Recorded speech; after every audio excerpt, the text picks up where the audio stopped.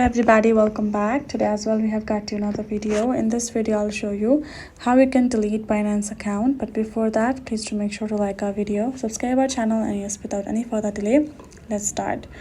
So for that, all you gotta do is simply open up your particular Binance app in your phone, and upon doing that you will find your profile icon on top left corner. Simply go ahead, tap on it. Then from over here, this kind of interface is gonna pop up. The correct part is simply where your user ID will be shown.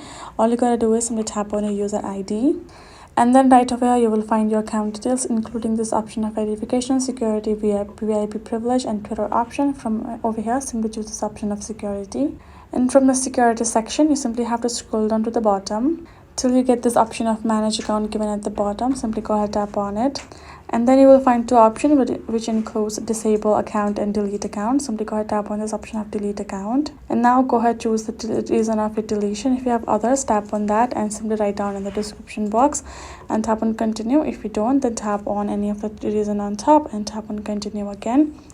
Now afterwards, you simply have to verify yourself for the deletion purpose.